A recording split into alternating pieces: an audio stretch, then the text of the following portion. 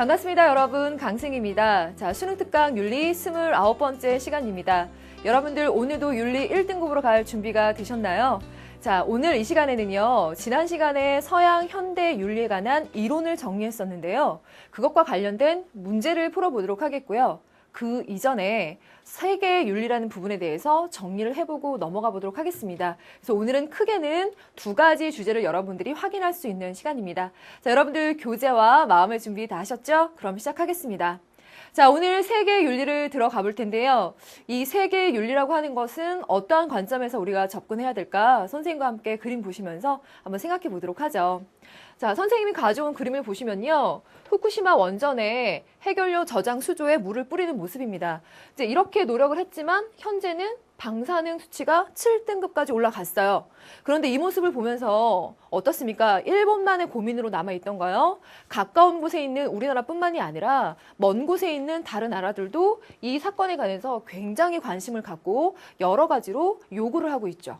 그만큼 핵 문제라고 하는 것은 현대 사회에 들어와서 세계적으로 굉장히 이슈가 되고 한 나라만이 풀어낼 수 없는 주제가 되고 있다는 거죠.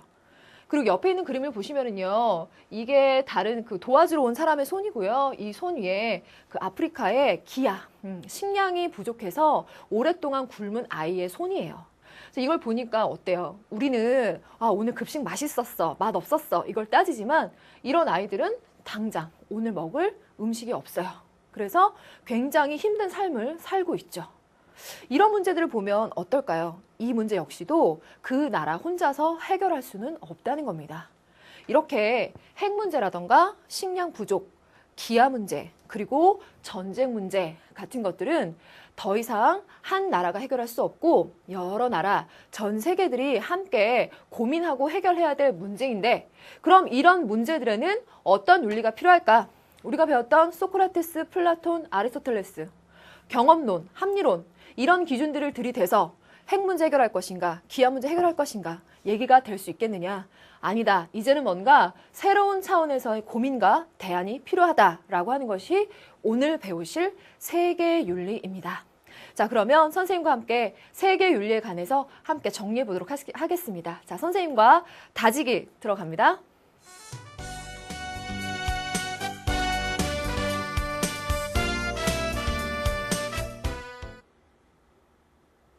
자, 여러분들 이 세계 윤리에 관해서 얘기할 때는요, 두 학자가 나옵니다. 이 두 학자가 얘기하고 있는 이론들을 이해해 보시면 굉장히 재미있는 점을 찾아볼 수 있을 텐데요.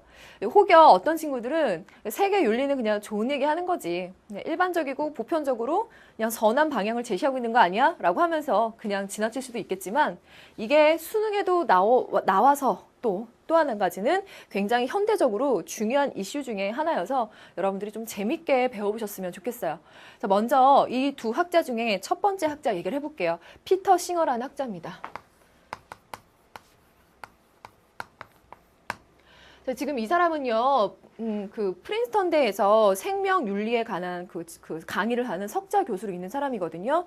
굉장히 유명한 교수 중에 하나예요. 그래서 여러분들이 지금까지 윤리학에 대해서 배운 철학자들이나 윤리학자들은 굉장히 예전에 고전의 사람들이었었는데, 지금 이 사람은 현대적으로도 굉장히 이슈가 되고 있는 학자 중에 하나입니다. 이 사람이 얘기하고 있는 것들 중에서 뭐 굉장히 중요한 저서들 중에 하나는요, 동물 해방에 관한 것, 혹은 죽음의 식탁, 이런 저서들이 있어서 이슈가 많이 되고 있는데요. 이 사람이 얘기하고 있는 것은 어떠한 이론을 통해서 접근해 볼 수 있을까? 하노이의 탑이라는 이론을 한번 들어봅시다. 여러분들, 하노이의 탑 쌓기 놀이를 생각해 보시면 되는데요. 그 놀이에다가 윤리 문제를 적용시키는 거예요. 하노이의 탑 쌓기 놀이는 그야말로 이러한 탑 모양의 탑을 쌓아가는 건데요. 각각 크기가 다른 원반을 계속 쌓아가는 거죠. 그런데 여기에서의 룰은 큰 원반 위에 그거보다 작은 크기의 원반을 쌓아가는 거죠. 그렇게 해서 얼마나 이 탑을 높게 쌓아가느냐에 따라서 그 승패가 갈려지는 놀이예요.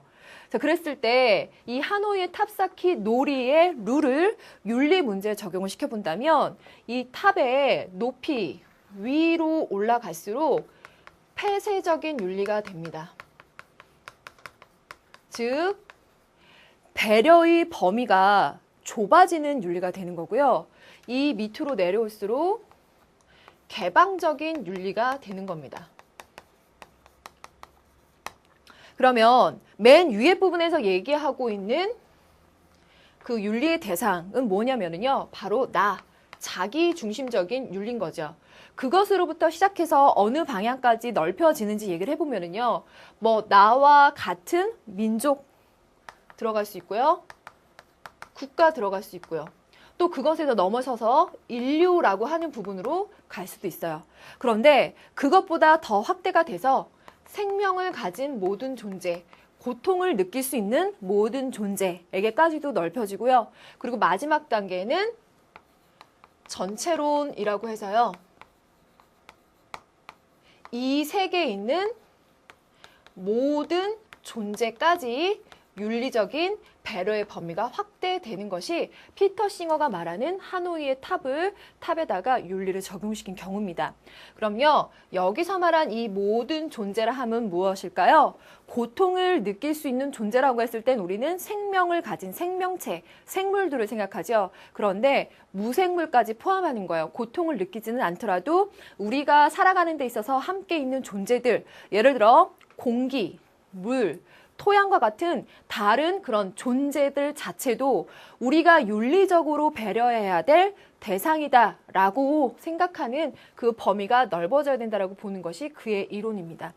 그러니까 여러분들 우리가 평소에는 생각하지 않았던 물, 흙 이런 것까지 윤리적으로 배려해야 된단 말이야 라고 생각하는 것들은 지금까지 서양에서 주로 얘기해왔던 윤리의 대상, 범주와는 상당히 다르다는 거 알 수가 있죠. 우리는 주로 서양 윤리에서 인간 중심, 그리고 인간을 굉장히 존중하는 철학만을 얘기해왔지 그 외의 동물이랄까, 동물 이상의 존재 자체에게 윤리적인 그 고민을 하는 것까지는 확대가 되지 않았었거든요. 그런데 바로 여기에 싱어 철학의 특징이 있는 겁니다. 이 부분까지 확대가 되어간다라고 하는 부분을 여러분들 알아두시면 되겠어요. 그래서 하노이의 탑 피터 싱어의 이론 하나 알아봤고요. 그 다음 두 번째는 퀸의 이론 알아보겠습니다. 한스 퀸이라는 인물은요, 사제서폰까지 받았었던 사람인데 이 사람은 세계의 윤리를 적용하는 데 있어서 그 세계 윤리의 그 항목들을 제시를 합니다. 첫 번째 제시하는 항목은 비폭력의 문화, 그리고 생명 존중의 문화. 두 번째 제시하는 세계 윤리는요, 연대성의 문화와 공정한 경제 윤리.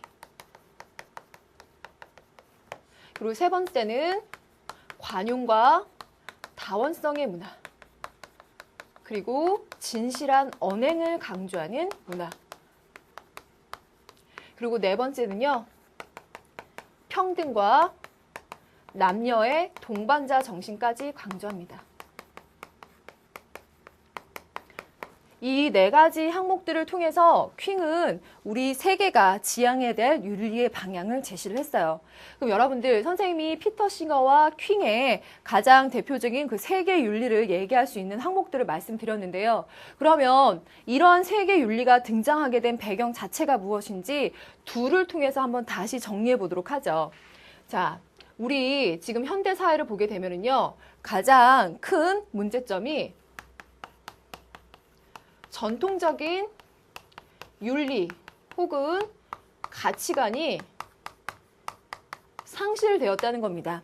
그러면 이 무조건 전통적인 윤리가 사라졌기 때문에 문제가 된다라고 하는 것보다는 이 전통적인 윤리나 가치관이 사라짐으로써 우리들, 인류, 세계에서 살아가는 사람들이 행동할 때 무엇이 옳은 것인가 라고 하는 절대적이고 어떤 그 우리가 항상 따라야 될 그 가치를 설정해주는 그 기준이 상실되었다는 거예요. 절대적이고 보편적인 가치 상실. 그럼 이러한 문제들은 어떻게 파생됐는가 얘기해 보면은요, 과학기술이 상당히 많이 발달했죠. 이걸 통해서 산업화, 도시화 이루어지고요. 사람들은 이 안에서 굉장히 다양한 가치관들을 갖고 살아갑니다.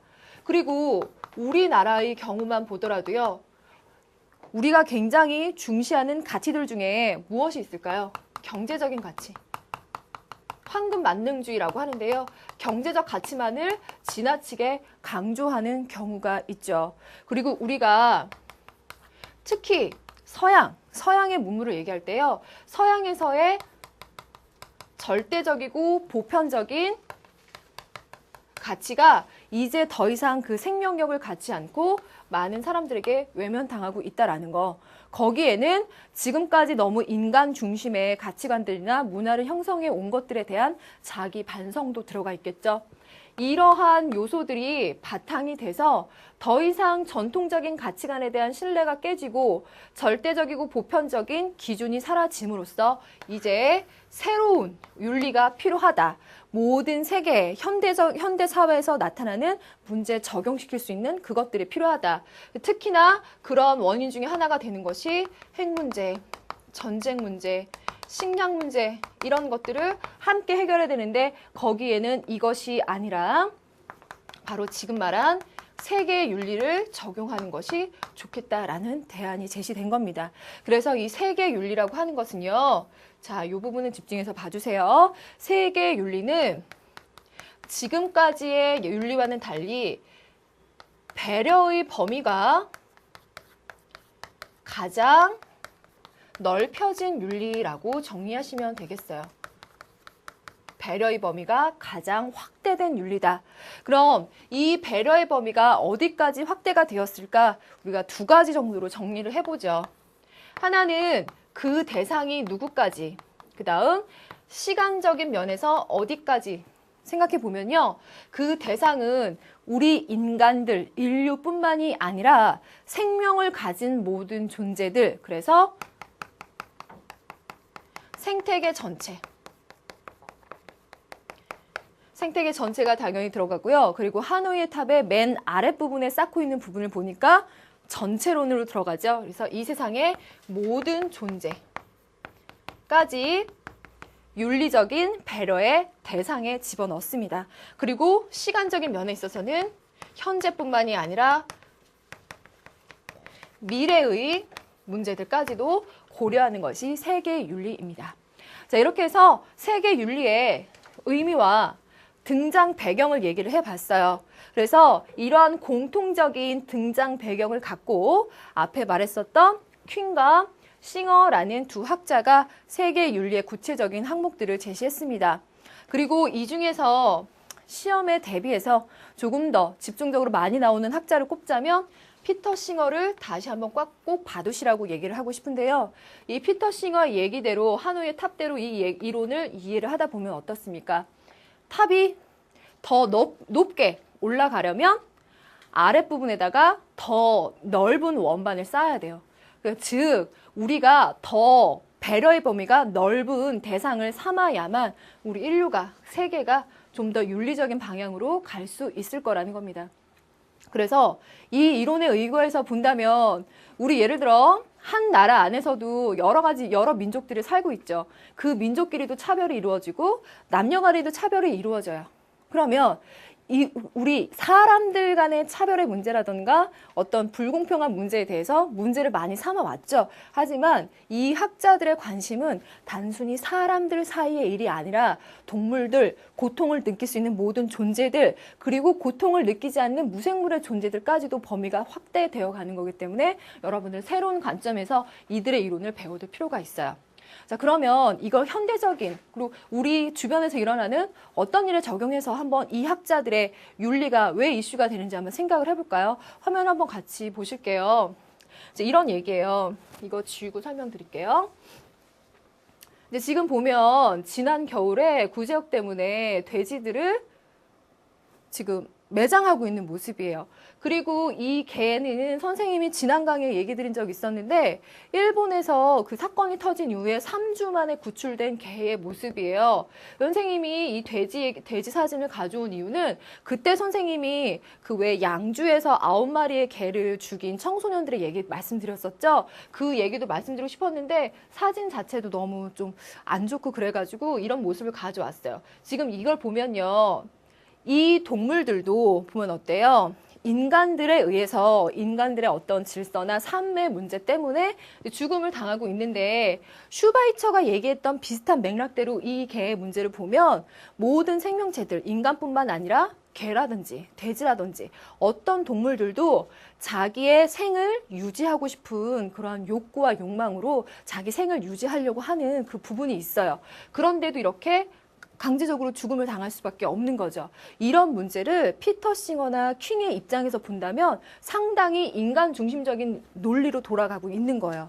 그래서 예를 들어 또 같은 관점에서 불교에서 말하는 자비의 관점에서 보게 되면요, 천도제를 지내는 모습이거든요. 이 가축들을 위해서 그 천도제를 지내는 모습과 같이 우리가 머릿속에 윤리의 대상이라고 하는 거, 인간이라고 생각했던 것을 깨자는 거예요. 인간이 아니라 동물, 고통을 느끼는 모든 존재, 그 이상까지 넓혀가자라고 하는 것이 오늘 얘기한 두 학자의 핵심입니다. 그러니까 지금 서양 윤리의 마지막 부분에 와서 세계 윤리를 얘기하지만 이들이 얘기하는 범위 자체가 오늘은 상당히 다르다라는 점에서 여러분들 이해를 해두시면 되겠고요. 그럼 이 점에서 참고자료 하나 읽고 선생님 핵심되는 부분을 다시 한번 짚어드리도록 하겠습니다. 자, 참고자료, 필수자 우리 교재 보시면 세계 윤리 선언에 관한 내용인데요. 글 자체가 어렵진 않을 거예요. 근데 머릿속에 기억, 윤리적인 대상이 인간을 넘어선다는 거, 그걸 기억하시면서 보면 우리는 다른 사람들에게 우리가 그들에게 원하는 것과 같이 우리도 그들에게 그렇게 해 주어야 한다. 우리들은 모든 인간이 한 사람도 예외 없이 모두 인간적으로 대접받을 수 있도록 삶의 고귀함 그리고 각자의 개성과 다양성을 존중해 주어야 한다. 우리는 또한 인내를 갖고 모든 사람을 받아들일 줄 알아야 된다. 우리는 용서할 줄 알아야 하며 과거의 교훈으로부터 배우되 증오란 기억의 노예가 되어서는 아니 된다.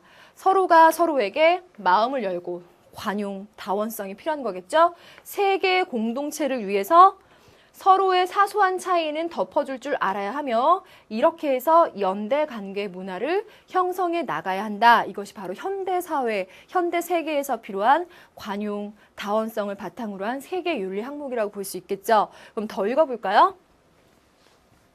우리는 인류를 하나의 가족으로 생각한다. 따라서 우리는 서로에게 친절하고 관용적으로 대하도록 노력해야 한다.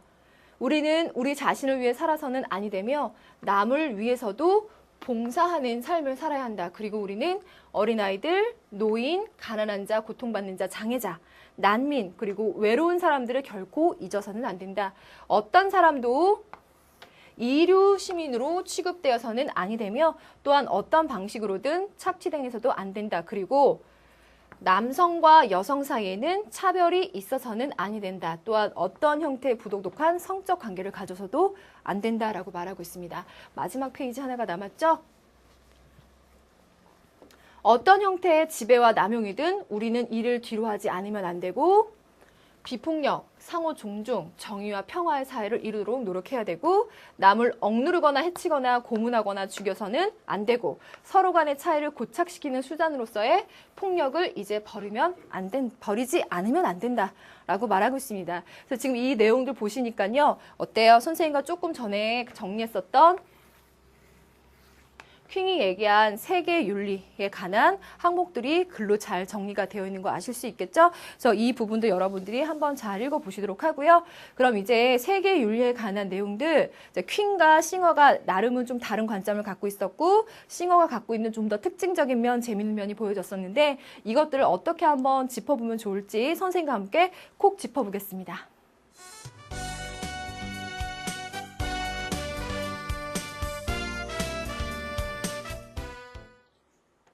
자, 여러분들 오늘 배운 두 학자예요. 싱어와 킹 두 사람이 나와 있는데요. 자, 아까 말했듯 현존하는 학자들입니다. 이 두 학자들에 대해서 얘기할 때 여러분들 세계 윤리의 주제가 문제 출제된 적 있어요. 단독으로도 출제가 됐었거든요. 그 주제는 여기 나오는 싱어에 관한 것들이 훨씬 더 중요하게 제시가 되는데요. 이 세 개의 윤리의 관점에서 보자면은요. 지금까지의 인간 중심의 어떤 윤리, 인간 중심에 있어서의 그 윤리를 좀 벗어나 보려고 하는 그런 것들이 여기에서 많이 보여지게 되거든요. 그러면 이 중에서 어떤 것들을 여러분들이 다른 단원과 연계해서 보면 좋을지 선생님 생각해 봤는데, 자, 옆에다 이렇게 써도 될까요? 자, 첫 번째, 쇼펜하우어. 그 다음에 두 번째, 불교의 윤리. 세 번째, 슈바이처.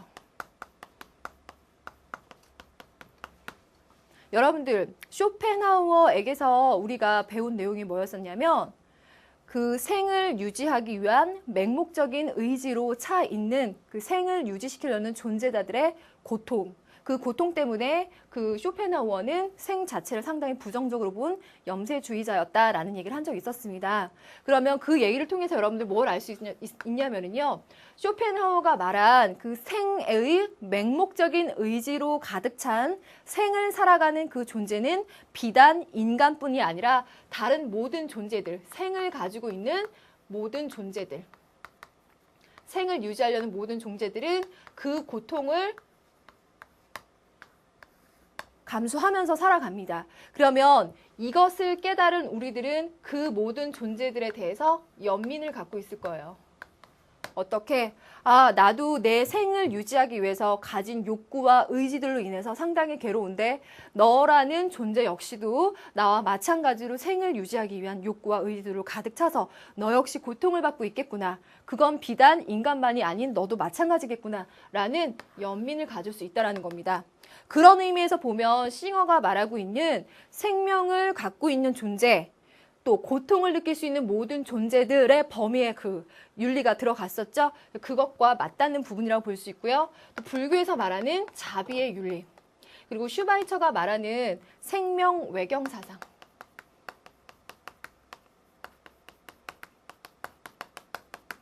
이 부분들은 싱어가 얘기하고 있는 아까 고통을 느낄 수 있는 존재, 생명을 가진 존재들 모두에게 그 윤리의 범위를 넓혀야 한다라는 것과 맥락을 같이 하고 있어서요. 이렇게 한 문제로 생각해 보시는 것도 좋은 대비가 되실 것 같아요. 자, 그리고 이러한 얘기들은 우리가 전통윤리의 소재에서 보면은요.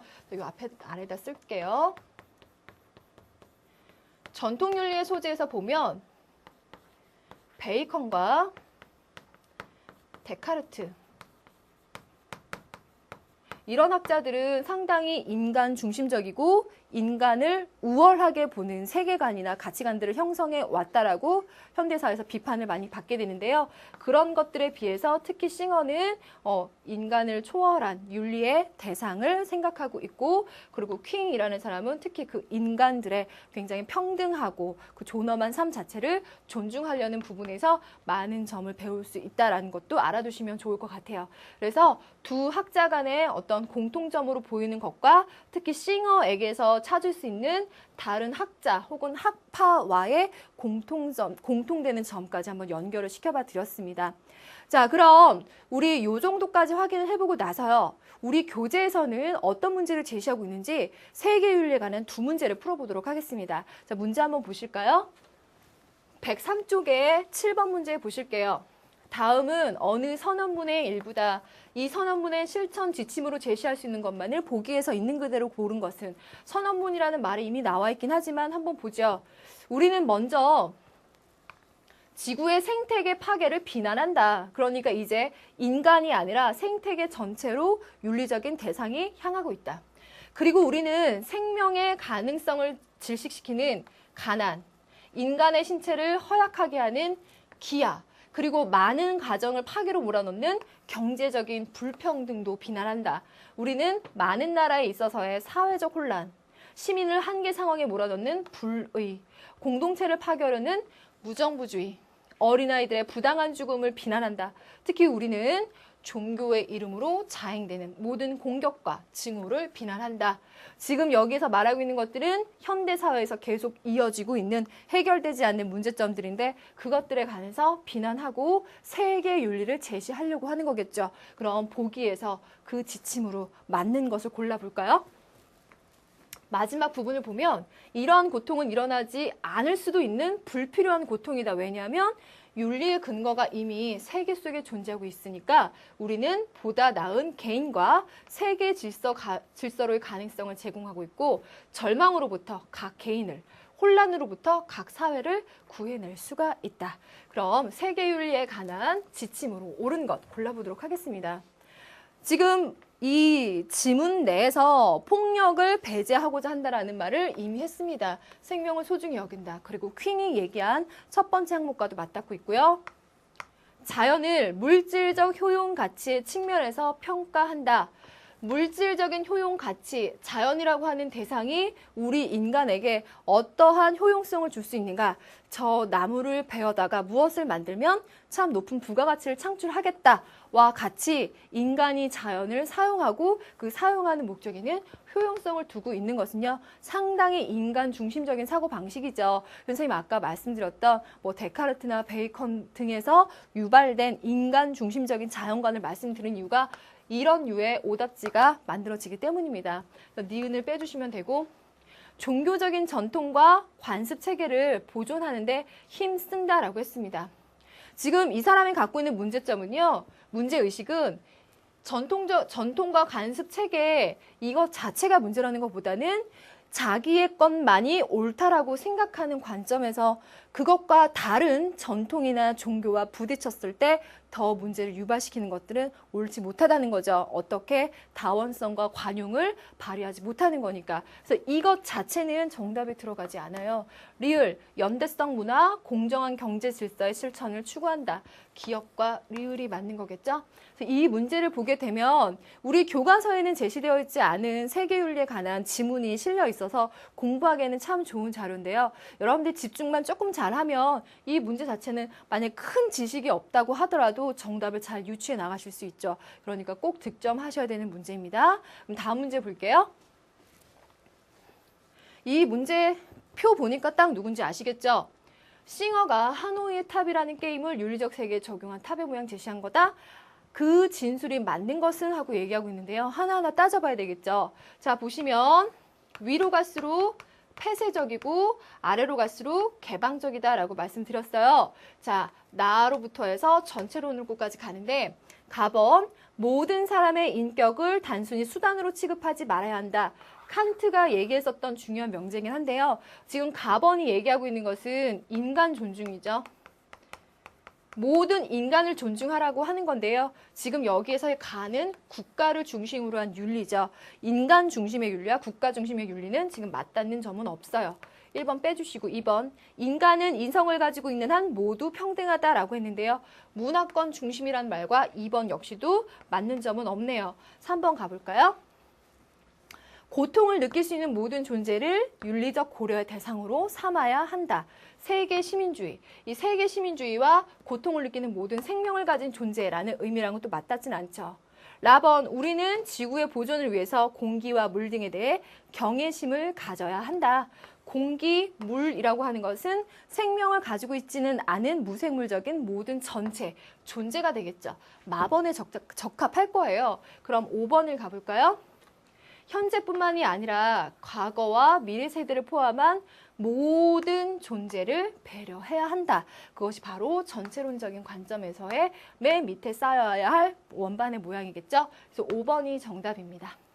자, 여러분들 이렇게 해서요. 세계의 윤리랑 그리고 그 이론에 관한 문제를 적용도 시켜봤습니다. 그럼 이 정도에서 마무리를 짓도록 하고요. 우리가 지난 시간에 남겨두었던 현대 윤리 사상의 문제를 지금부터 확인해 보는 시간이 되겠습니다. 자, 문제 다 풀어오셨죠? 선생님과 한 문제 풀어보도록 하겠습니다. 자, 그럼 먼저 1번 문제예요. 100페이지의 1번 문제거든요. 보실게요. 다음과 같은 사상적 입장을 반영한 진술만을 보기에서 있는 그대로 고른 것은 어떤 사상인지 봐야 되겠네요. 두 가지 동그라미가 있는데 다 단서를 줄 겁니다. 현실 생활의 인간에게 실질적으로 도움이 되는 것이 이로운 것이고 좋은 것이며 사회를 개선하고 발전시키는데 유용한 가치만이 도덕적으로 타당하다라고 말하고 있습니다. 사실 이 첫 번째에서도 상당히 많은 단서가 주어졌는데요. 이로운 것이고 좋은 것, 우리가 선이라고 판단할 수 있는 가치 판단의 그 기준은 바로 도움이 되는 거, 유용한 거, 개선시켜주는 거, 현실적인 것이라고 얘기하고 있습니다. 그래서 개선적인 세계관을 갖고 있고 유용성과 효용성을 가치 판단의 기준으로 삼고 있으며 그러다 보니까 그런 것만이 도덕적으로 타당하니까 이것은 절대적인 관점에서 정해져 있는 것이 아니라 나에게 도움을 주는 그것이 항상 바뀌어가면서 유용한 그 기준이 될 수 있으니까 상대주의까지 갔습니다. 물론 주의라는 거, 실용주의라는 거 여러분들 아실 수 있었을 텐데 더 가볼게요. 도덕은 행위에 관한 것으로 특수한 경험적인 사실로부터 생겨나므로 도덕은 모든 문제 중에서도 가장 인간적인 것이다. 그것은 인간성에 가장 가까운 것이며 신학적인 것도 형이상학적인 것도 수학적인 것도 아니다. 여러분들 이 두 번째 문장은요. 실용주의에서는 낯선 지문이니까요. 꼭 한번 다시 봐두세요. 그런데 단서를 준 것은 특수한 경험적인 사실로부터 줬다라는 점에서 지금 요 말들 그리고 이 존 뒤에 실용주의라고 하는 것은 경험주의의 맨 끝에 부분에 가 있는 얘기라는 거 지난 시간 통해서 정리할 수 있었죠? 그걸 얘기해주고 있습니다. 지문 꼭 봐두시고요. 선지 봅니다. 도덕적인 가치는 성장하고 진보한다. 바로 여기서 말하고 있는 개선의 관점 그리고 상대주의적인 관점에서 기억번은 충분히 충족합니다. 니은번 갈까요? 행위 옳고 그름은 그 동기에 의해 결정된다. 동기에 의해 결정되는 건 지난 시간에 확인했던 의무론적 윤리설이지만 여기에서는 목적론적 윤리설에 들어가겠죠. 상대 경험이라면. 니은은 빼줘야 되고요. 디귿번 갑니다. 지식은 실제 생활에 유용하다고 생각되는 검증될 때에만 참이다. 어떻습니까? 디귿. 그대로 맞죠. 그래서 신학, 형이상학, 수학적인 거 이것은 유용하다고 검증될 수 없기 때문에 그런 것은 아니다라고 얘기하고 있어요. 답은 나왔지만 리을도 한번 확인해 볼게요. 경험을 통해서만 절대적인 도덕 규범을 파악할 수 있다라고 했습니다. 지금 여기까지 마음에 들죠? 경험을 통해서만. 이건 맞지만 절대적인 도덕 규범 어때요? 이들은 상대주의적인 윤리설에 있기 때문에 이러한 표현을 써서는 안 되겠죠. 그래서 리을도 빼주셔야 돼요. 이러한 유의 선지에 익숙하셔야 여러분들 출제자가 제시하는 그 여러분들이 낚일 수 있는 요소를 잘 피해갈 수가 있습니다. 자, 그럼 두 번째 문제 보겠습니다. 100쪽의 2번. 서양 사상가인 갑의 입장에서 대답할 때 가에 들어갈 진술로 적절한 것은 고통을 해소하기 위해서는 어떻게 해야 합니까? 라고 했는데요. 선생님 이 문제 보면서 이 얼굴 보고 웃었어요. 딱 쇼펜하우어의 그 머리 스타일을 딱 그대로 잘 살려놓은 사파거든요. 만약에 실제 수능 문제 나온다면요. 그 사람스럽게 그려주는 사파는 나오지 않습니다. 하지만 여러분들 문제 푸는 데는 좋은 단서를 주니까요. 풀어볼게요. 의지는 처음부터 나오네요. 존재하는 모든 것들을 지배하는데 이러한 의지는 우리에게 맹목적인 의지로 나타나고 이러한 맹목적인 삶의 의지가 우리의 삶을 끊임없이 고통스럽게 만든다. 그래서 생애의 맹목적인 이 의지 때문에 그 생은 어디로 간다? 비관적인 관점으로 간다. 그래서 인간이 고통을 받을 수 없기 때문에 염세주의적인 관점에서 생을 바라보지만 쇼펜하우어의 이론이 여기서 끝났다면 우리 교과서에 실리지 않았을 거예요. 많은 사람들이 이걸 보고 자살했었다고 했죠. 그런데 쇼펜하우어가 진짜 말하고 싶은 건 염세주의에서 끝이 아니라 그러니 차라리 이 의지라고 하는 것을 참는 것. 금욕주의. 금욕을 통한 해탈을 강조했기 때문에 우리에게 전해줄 수 있는 부분이거든요. 1번부터 볼게요. 주체적인 삶의 자세를 견지해야 해. 자, 1번을 가지고 딱 누구야 라고 단정지어서 말할 수는 없지만 핵심적인 요소만 뽑아서 누구에게 가장 잘 쓰여지는 표현이야 라는 걸 설명드려 볼게요. 주체성을 강조하는 건 뭐니 해도 실존주의에서 상당히 많이 쓰입니다. 그다음 2번 갑니다. 욕망을 버리고 금욕적인 생활에 힘써야 해. 그쵸? 생의 본질은 욕망, 의지 자체지만 그것을 버리는 것. 그래서 해탈하는 것. 2번이 정답이고요. 3번부터 보겠습니다. 만물을 이성적으로 관조할 수 있어야 해. 이성적인 관조라는 말은 서양 철학자들에게서 여러 번 나오는 말인데 가장 많이 나올 수 있는 표현은 스피노자에게서 가장 많이 나오죠. 4번 갑니다. 그 자체만으로 선한 선의지의 지배를 받아야 해. 칸트의 키워드죠. 이건 꼭 아셔야 되고요. 5번. 신앙을 통해 완전한 존재인 신과 하나가 되어야 해. 신앙 얘기하고 있다는 것 자체에서, 그리고 그들이 말하는 그 신은 인격자적인 신이라는 의미에서 그리스도교 윤리라고 해석하시는 것이 좋겠습니다. 자, 그럼 두 문제 풀어봤어요. 세 번째 문제 갑니다.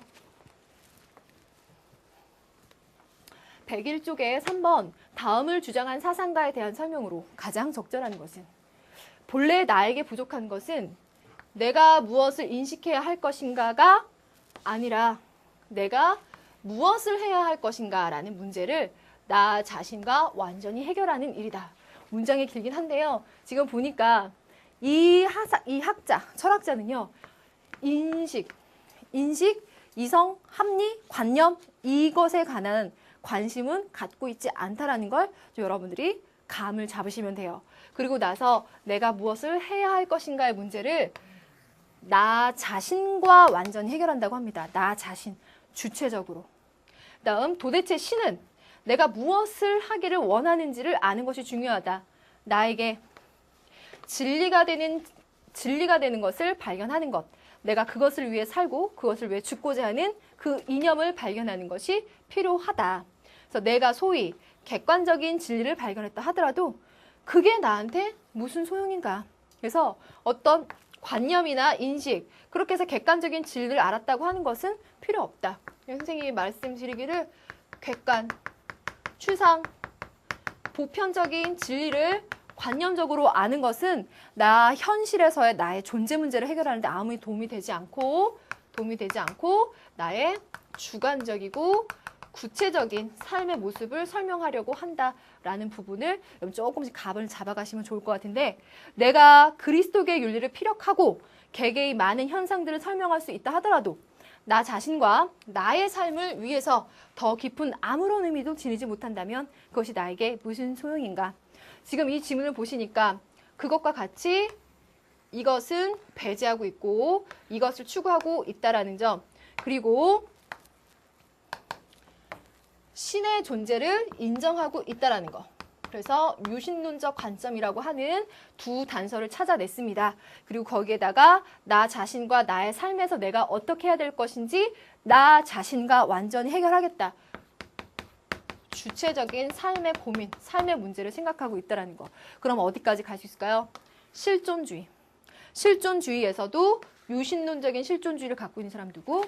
키에르케고르를 찾아내시면 되는 거예요. 지문 잘 봐두세요. 좋은 것 같아요. 그럼 선지 보겠습니다.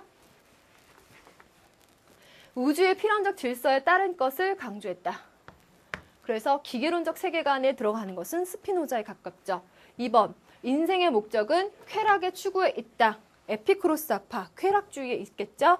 그다음 쾌락주의 중에서도 여러 가지 종류의 이어지겠지만 대표적으로 에피쿠로스 학파라는 의미고요. 세 번째, 신 앞에서의 주체적인 선택과 결단을 강조했다. 신 앞에 선 단독자, 그래서 유신론적인 실존주의 얘기하고 있는 3번이 키르케고르 정답입니다.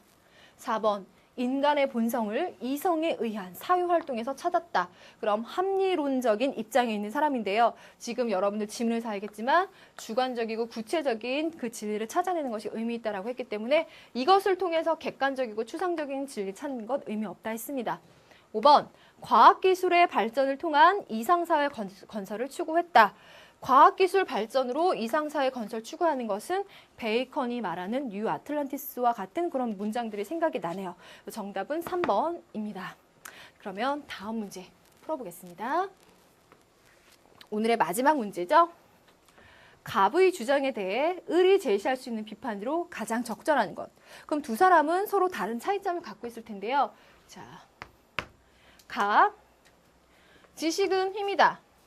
자연이 인간에게 이롭도록 지식을 활용하라. 자연은 인간에게 순종하고 정복되어야 할 존재이다. 아는 것이 힘이다 라고 하는 베이컨이 바로 떠오르고요. 이 베이컨의 명제를 통해서 이 말을 하고 있는 것은 자연 중에서 인간이 중심이 되고 인간이 우월한 위치, 주인이 되는 위치에 서서요. 자연을 정복하려는 관점, 그러한 이분법적인 관점에 있구나라는 것이 여기서 다 드러나고 있습니다. 그럼 을을 볼게요. 윤리 역시 생명의 외경 이외에 다른 아무것도 아니다 라고 강조하고 있습니다. 선이란 생을 유지하고 고무시키고 사냥시키는 데 있고, 악이라고 하는 것은 생을 파괴하고 훼손시키며 방해하는 데 있다. 세계를 긍정하는 것은 주위에 나타나는 삶의 의지를 긍정하는 것이다. 그러나 그것은 내가 타인의 생을 위해서 헌신하는 것으로 가능하다라고 말하고 있네요. 지금 여기 보시면 생명의 외경, 생명 외경 사상 때문에 여러분들 슈바이처 금방 알아내실 수 있었을 텐데 여기까지 슈바이처에게 굉장히 중요한 명제고요.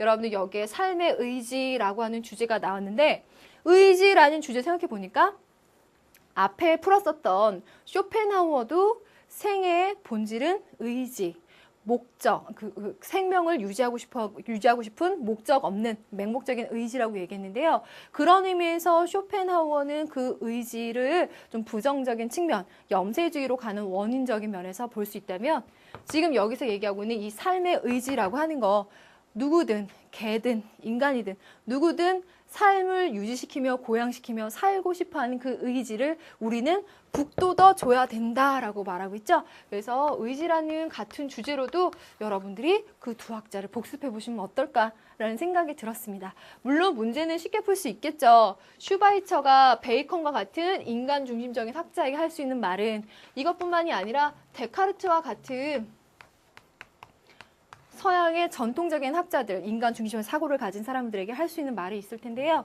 1번부터 볼게요. 다른 생명체에 대한 책임을 회피하는 주장이다 라고 말하고 있습니다. 그래서 1번이 어때요? 바로 정답이죠. 그래서 인간이라고 하는 것은 모든 생명들의 그 생을 유지시킬 수 있는 그런 책임을 갖고 그것을 다 해야 된다, 헌신해야 된다 라고 말하고 있습니다. 2번. 인간의 내재적 가치를 고려하지 않은 주장이다.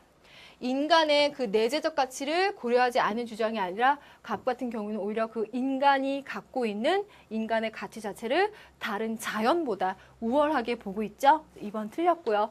3번 갑니다.